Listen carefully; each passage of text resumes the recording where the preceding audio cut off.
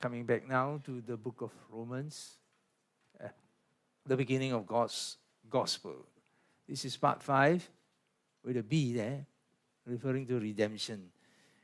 Last week I touched on righteousness of God. The biggest scheme of things is actually in this particular set of scriptures I'm using to say that the Bible is actually one Bible, one book with one message.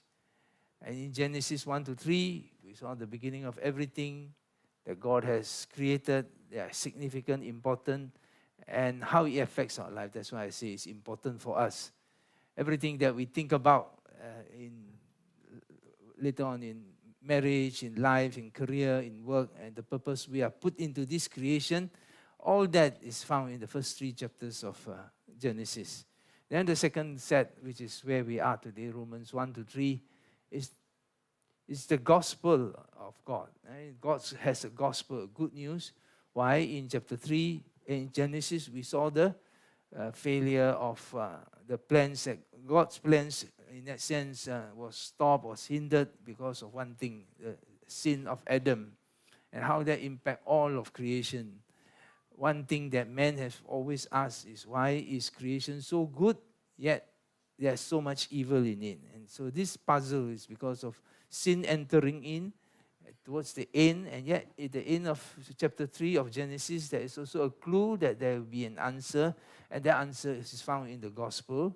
And so we are keeping to chapter 1 to 3 to understand what is the gospel.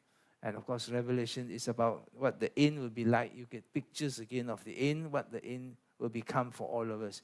Now, these are not all just ideas. These are real truth that we can get hold on so that we can live a life where we know the beginning, how we live today by the gospel of Jesus Christ, and how we, if we follow through all the way through, we will all end up where Revelation is speaking to us. So this bigger scheme of things have to come down to the part 1, part 2, part 3, and so on. So we are now dealing with this whole section of the scriptures, which I'm going to read for you. Romans 3, 21, 23. Actually, this is the end of chapter 3 already, and we're going to stay here. We've been staying here for 2-3 weeks, and we still stay in this passage for a while. Let me read. But now the righteousness of God has been manifested apart from the law.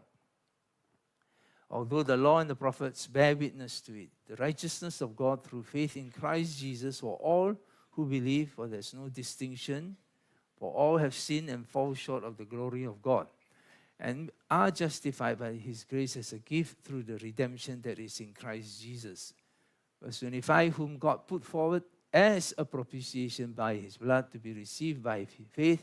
This was to show God's righteousness, because in His divine forbearance He had passed over former sins, and it was to show His righteousness at the present time, that He might be just and the justifier of the one who had faith in Jesus. Then what becomes of our boasting? It is excluded. But what kind of law? By a law of works? No, but by the law of faith. For we hold that one is justified by faith apart from the works of the law. Or is God the God of Jews only?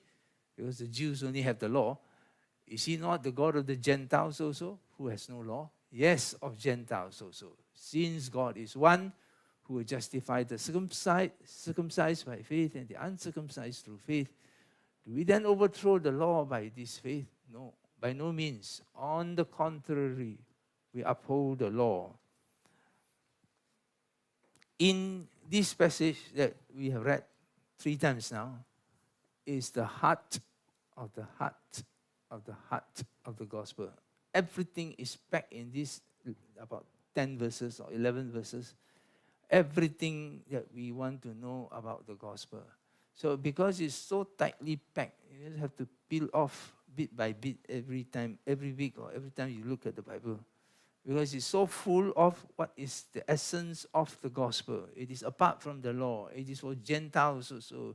We are all justified because we meet a God who is the justifier of those who are sinners, justified by faith in His blood.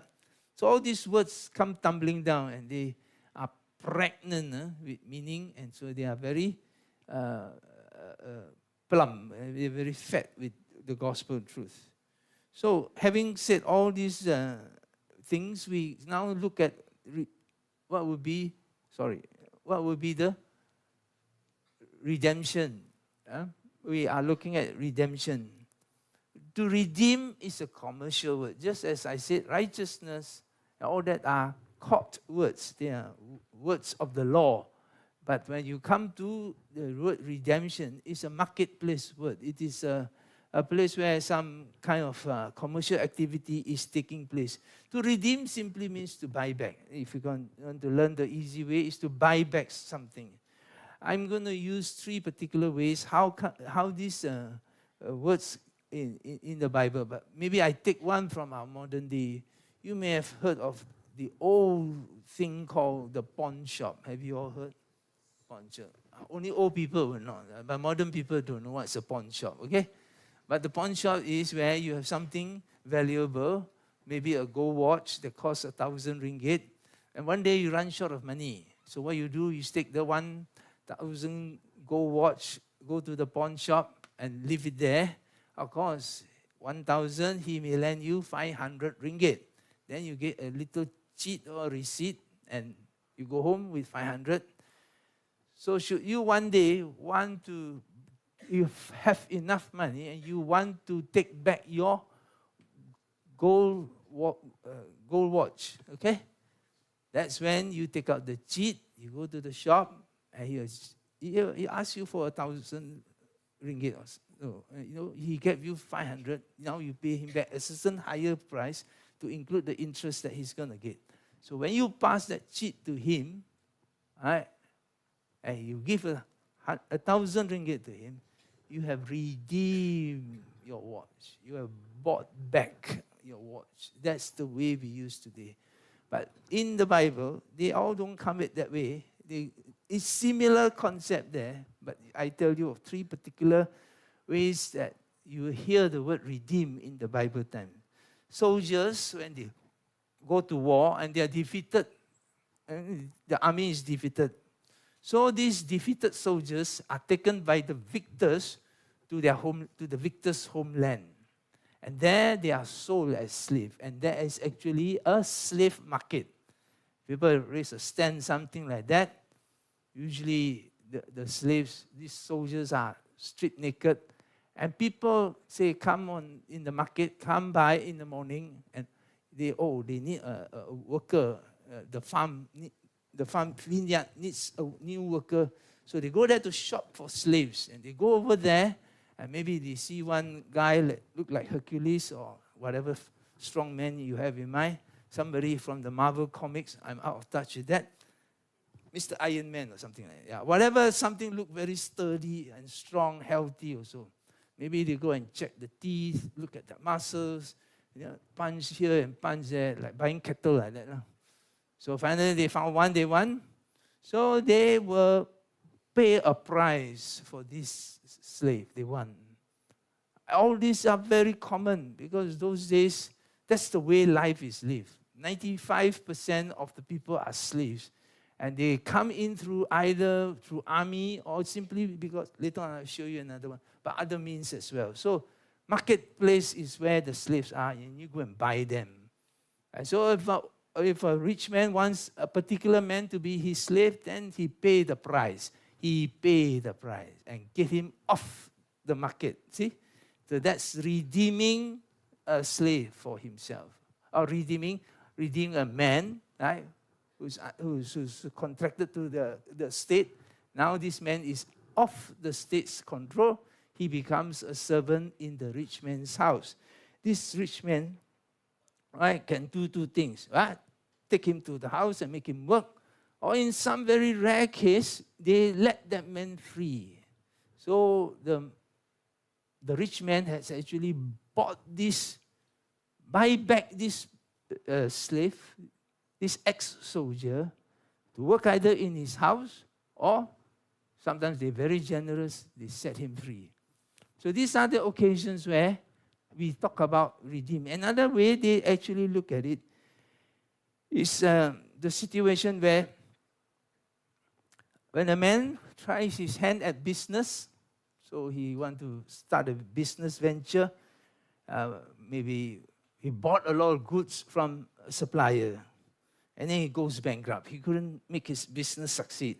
So he offers himself voluntarily as a slave to this creditor and say, I'll work sometimes 7 years, sometimes 10 years, whatever contract they make in terms of the period of service or 10 years of service. Then when he finished working, his 7 years or 10 years, he's now a free man. And during that time when he's working off, he is the slave of the creditor. You can either put him to work at the shop or at look after the horses, whatever he wants to do. Of course, you must know that in slaves like that, they actually do not have a lot of rights. But the main idea is, he is, to a certain extent, he is not like we think of slaves in chain. He's a very busy worker. No, you go into the household, you will not think. You all know that this man is a slave, but he doesn't appear like the slave that some of us are being conditioned to see images of black Negroes with chain around the neck, chain here, and then get beaten, and then they be whipped, and then blood will come out. That kind of image is not there like that. They don't beat up. They can beat up the slaves. They can treat them very badly. But you will see slaves who are, well clothed, handling a lot of money. Like you read of the Bible, the steward who handled the accounts of his master. He can look very, very a general manager in charge of many things as well. All these are slaves, all right? And they have been in this particular case, this slave is working, using his wages to buy off himself so that he can be a free man again. That's why in some parts of the Bible you see so-and-so a free man, because they have paid all their debt already. Now they are free to start their own business or to try business again or do something else. And the third picture, this third picture is where we'll stay long. We want to deal with this story from a concept found in the Old Testament. It's also referred to in the New Testament. I can't show it on the screen, but I'm going to tell you the story is found in Luke's Gospel, chapter 20, verse 27 to 33. Luke's Gospel, chapter 20, 27 to 33. I read for you. There came to Jesus, some Sadducees, those who deny that there's no resurrection. Pharisees believe in a resurrection. Sadducees do not believe that there's a resurrection. That's why they are called Sadducees. They don't believe in a resurrection. It's very sad. You see that they don't believe in a resurrection. Sad to see no resurrection. So verse 20, and they asked him a question, saying, Teacher, Moses wrote for us that if a man's brother dies, having a wife but no children, the man must take the widow and raise up the offspring for his brother. Now, there were 7 brothers. The first took a wife and died without children. And the second and the third took her, and likewise all 7 left no children and died. Afterward, the woman also died. In the resurrection, therefore. See, they don't believe in resurrection. But for the sake of argument, they say, okay, suppose there's a resurrection. Therefore, whose wife will the woman be? For the 7 had her as wife. So what happens is this. There is a law found, I think, in Leviticus 25. If a man marries a woman and he dies, his brother has the right to come into the family, marry this widow, and if he has children with her, the children belongs to the dead husband. Get it? So that the land will always be kept in the family, because they are supposed to produce an heir will take over the land. And not only that, is to keep the name of that family alive. That's why you think, You think yourself very rugi. I go and have the woman. I have a child with the woman. And now that child is not mine. It belongs to my dead brother.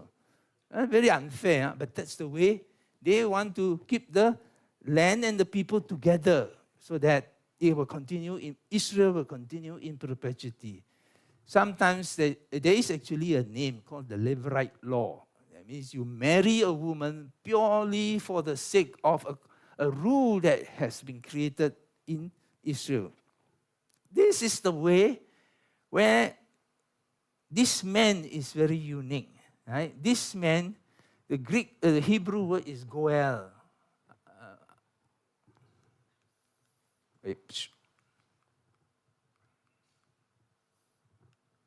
Okay?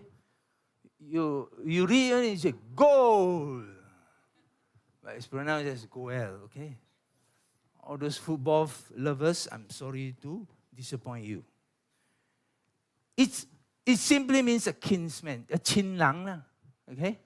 But the chinlang is not just a chinlang for a relationship's sake. It's to do a function. It's to make sure that my brother, my dead brother's name is continued. Right? So the name just simply means a kinsman, a relative, that's all. But more than his name, he holds a function to keep his brother's name alive. So sometimes they will put the two words together. What he's doing is to redeem his brother's family. Okay? So they put the two words together and they will call it kinsman redeemer. It's all from this word. Okay? So you hear the word kinsman, which also means a redeemer as well. That's where to buy. And when Paul used the word redemption, most of the time he uses it like the commercial way. Yes, there are passages in the Bible, in the New Testament, he does that. But there are times he actually was referring to this kinsman. And in Bible teaching, they will say Jesus is our redeemer or kinsman redeemer, redeemer kinsman, to let you know that he's functioning as the relative found in the Old Testament.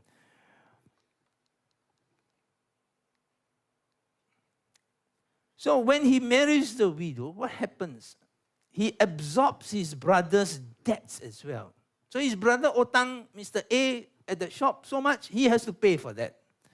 And he also absorbed his brother's assets as well. All the land, all the property, if he has anything at the time of his death. He produces children from the widow, and the children are named after the dead man.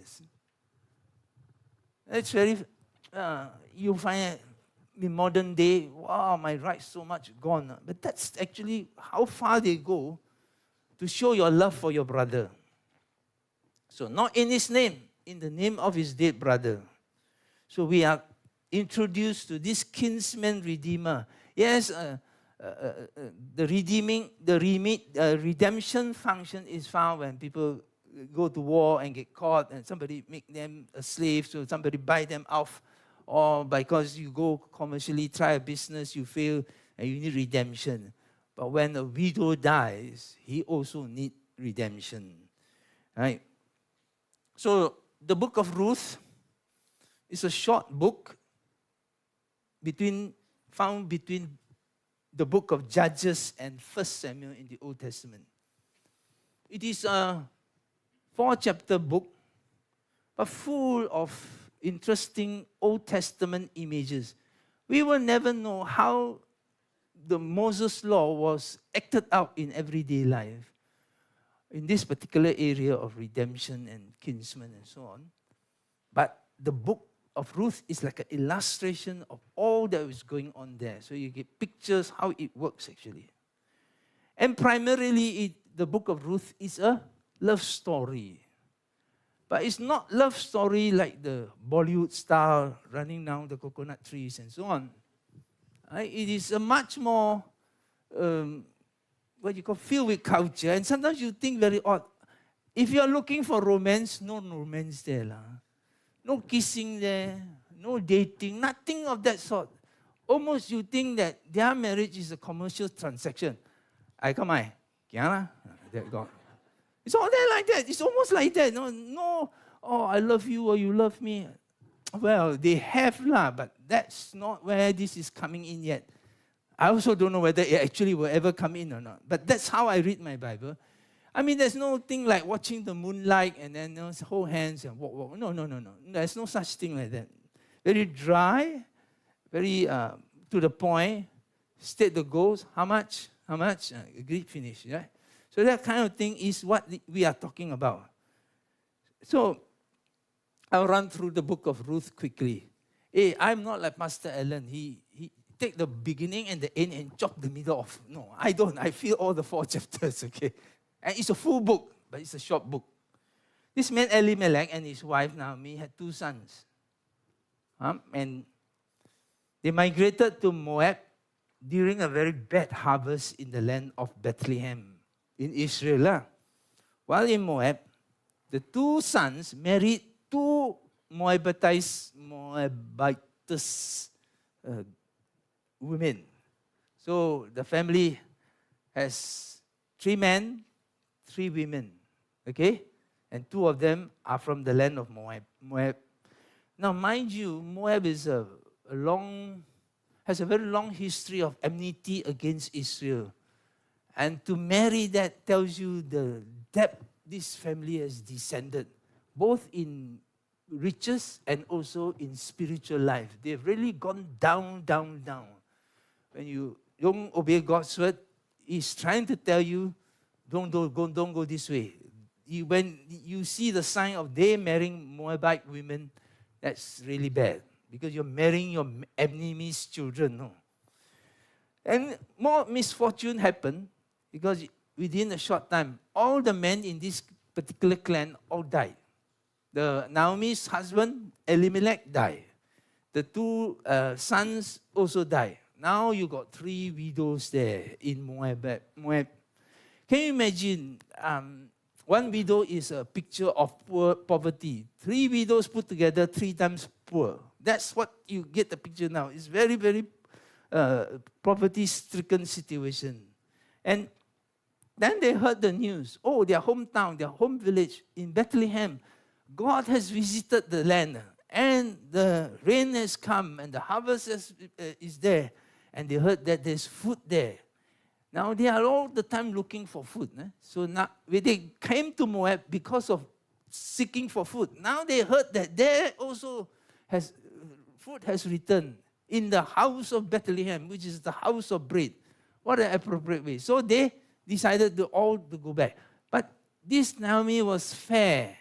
He said, you 2 are foreigners in my homeland. I give you a choice. I give you a choice to go back to your own village.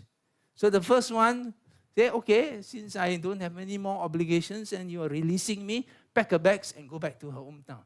But not this second daughter-in-law. Her name is Ruth. That's the heroine of the book. And because Naomi has offered her this choice to go back to Bethlehem, she did not take the chance to go back. In fact, she actually said that famous words that sometimes people use in weddings. Right? But Ruth said, do not urge me to leave you. This is Ruth saying to her mother-in-law, Naomi. But Ruth said, do not urge me to leave you or to return from following you. For where you go, I will go. For where you lodge, I will lodge. Your people shall be my people, and your God, my God. See, a conversion has taken place. Naomi's God is who? Jehovah. She come from the land of Moab. All the big idols, Molech, Baal, and all the hosts of idols that are found in the land of Moab. Now you see these people. Now you hear her. She say, your God will be my God.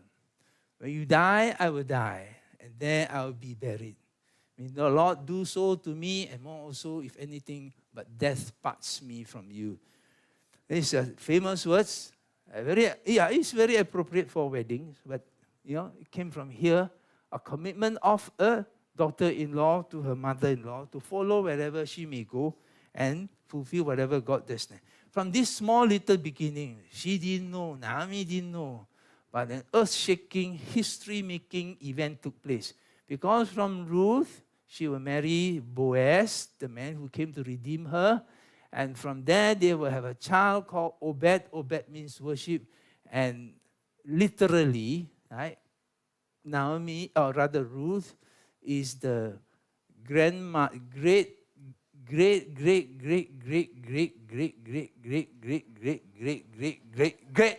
grandmother of Jesus Christ. Out of nowhere, a total stranger to the covenant of Israel, she can, by her dedication to her mother, using these words, your God will be my God. That's the starting point. This is where the epic, what you call, the twist comes in, the change comes in, and a whole lot of different history flow out of this one statement. Sometimes we don't know. Simple words like we say like this to Jesus, or even a point where we sometimes respond to God. Just simply say, oh, from now on, you will be my this and my that. You know, you are the God of this and the God of that. Where we come under His God, under His lordship again, huge things takes place in the invisible. Eye has not seen what is going to come out of this little woman's dedication to her mother-in-law and follow her mother-in-law's God. Second-hand God, no. And yet, so much comes out of it. Some people say, oh, I have a second-hand faith. No lah. Second-hand faith or first faith, if it's a genuine faith, it makes all the difference. It makes all the changes in our life. So, they come back. Of course, she changed her name lah. I said, I'm very bitter. But let's skip to her original name, Naomi.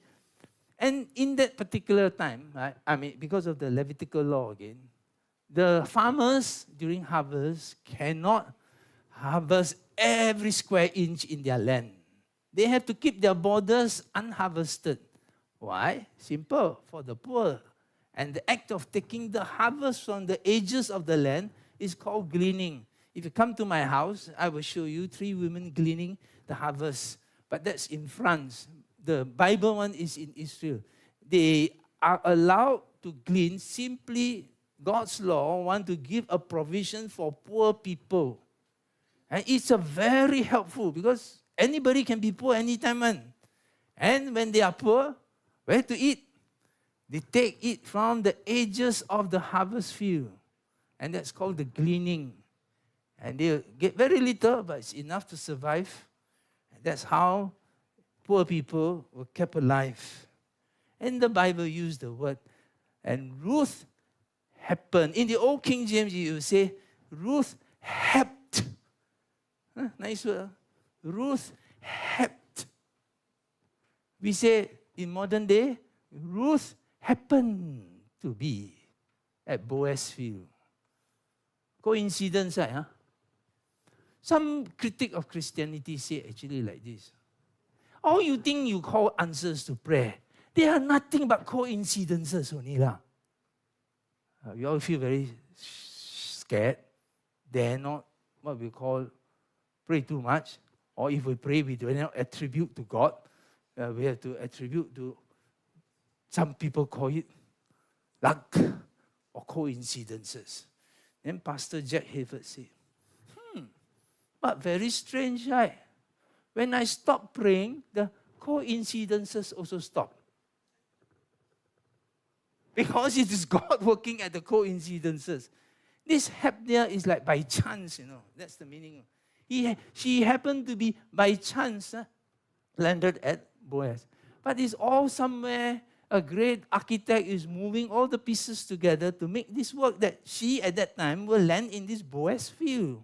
Because that, if you got maybe some Bollywood director, all the hot music for love will come out.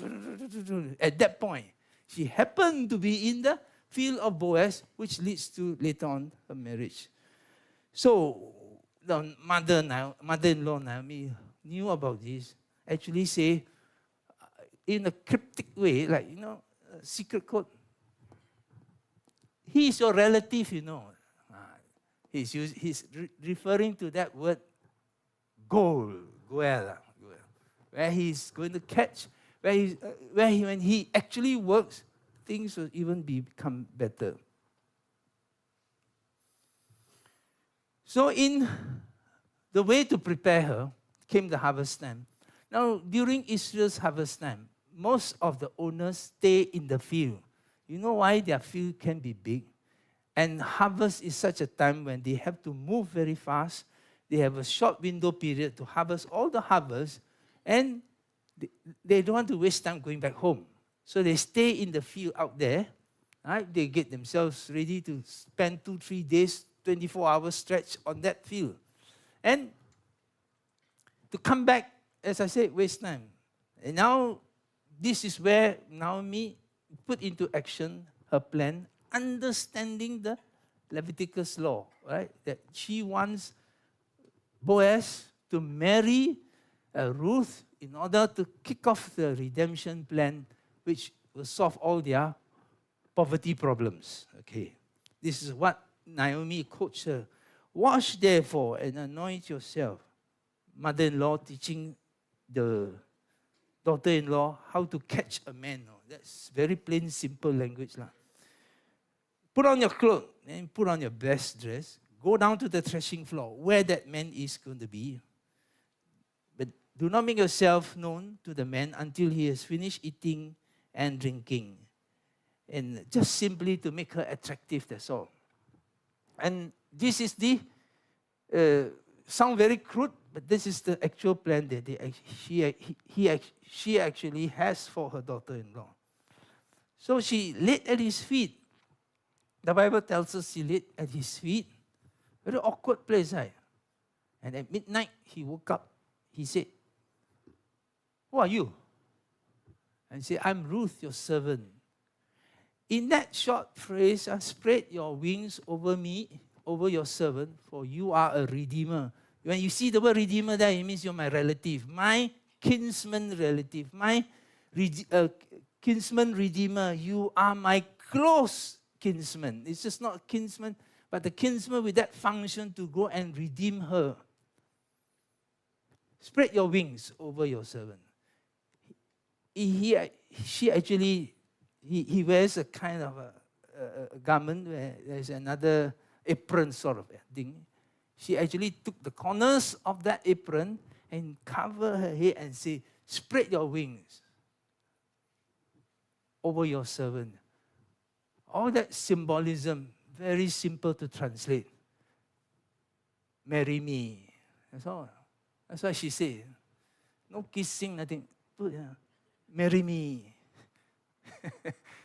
And that's actually what she said. But not in the way we understand in the romantic way or in the boy-girl relationship. It's all a very commercial transaction. It's all a very plain transaction that has nothing to do with what we would call all the feelings and so on. Yeah, there could be later on, but the point was that she actually kicked into a plan that she wants him to work at. He said, "I can't do this. I'm poor. Only you can come and rescue or redeem our family." And then he said this to her.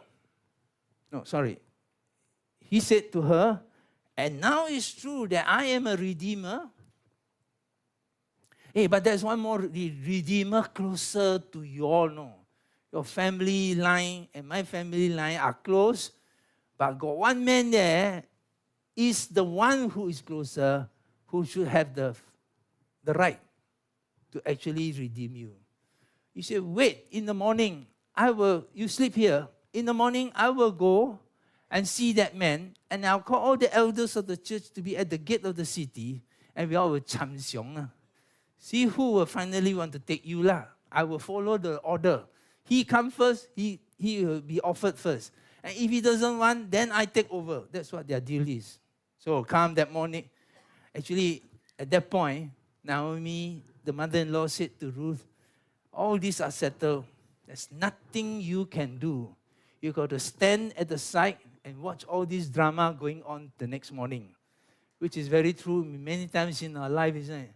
We just have the big things of God, the salvation. He died on the cross, the big plan that he has to bring us back to heaven. And all this is his. All we got to do is just simply to stand by the side sometimes and watch what he is doing. And this is what is going to happen the next morning. So come the next morning, you will see this drama going to be played out. So they met, and actually the nearest relative, the man who had the first option, actually said, okay, I'll buy her, I'll marry her.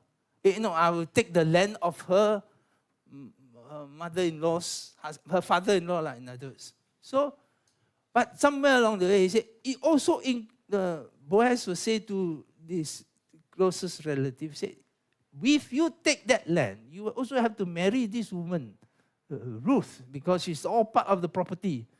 Oh, no, cannot. That will kind of impair, actually devalue my assets. That's what he is actually saying.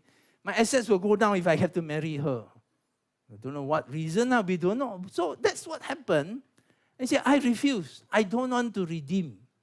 So Boaz stepped in and say the words that is found in verse 12, chapter 3, verse 12.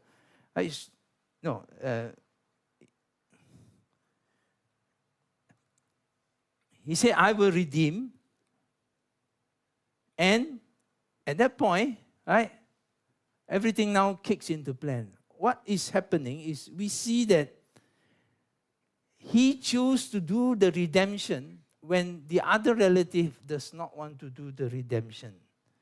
And I think in many cases, thinking of our salvation, there could be possible redeemers in our life, Some people will trust another God. Some people will trust another man. Some people will look to invisible power to go and protect them, redeem them. And all these redeemers are fake redeemers because they have other interests as well. You are not their interests. Like this the first guy who had the first option, he had other interests. He's not interested in Ruth.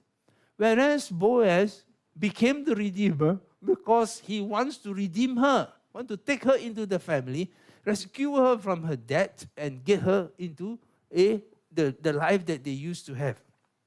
And Jesus alone, right, redeemed us for the benefit of us and us alone. Jesus is our true kinsman. Jesus is our redeemer. So as a result, right, she gets married to Boaz. All her debts become the redeemer's debts. That is what we find in our Christian life. Whatever we may have in spiritual debt or real commercial debt, right, more in the spiritual riches, we are actually, the debts are paid by Jesus, our Redeemer. And there's also another benefit, which is that everything he has becomes hers. This is true in our Christian faith. When we come to Christ, everything he has, he says, all that I have given you. And we all know that our spiritual riches, we don't see yet, but they will be ours when we come to the great final day.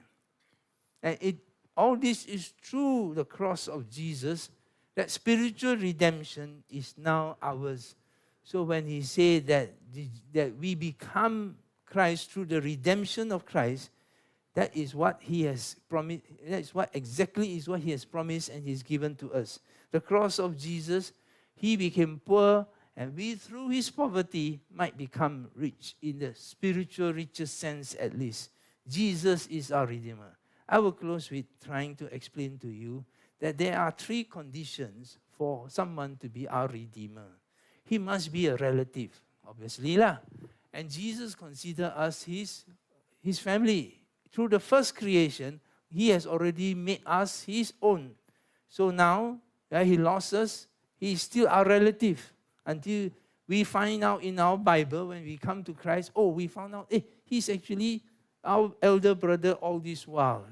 Before that, we didn't even know he was part of our family. He's a close relative. He's a near kinsman. Second one, to be a redeemer, the successful redeemer, he must be very, very rich. And Jesus owns everything in the world, has huge resources to fulfill all his duties as a redeemer. Thirdly, he must be willing. Not like the other redeemer. Hey, if I buy her in, I got another problem coming up in my way. So he has to turn down. Yes, I think about this sometimes in a devotional way. Can you imagine, right? Jesus has the option not to redeem us, Isn't it? But he's willing. The many times we show his willingness to go to the cross for us. And that, I think, is the reason why we are here in this room. Because he was willing. If he, like the other guy, he said, no, I got my own business to take care of, too expensive, you make me bankrupt, or something like that, then, he can't be our redeemer. Because I tell you, to redeem us takes a lot of money.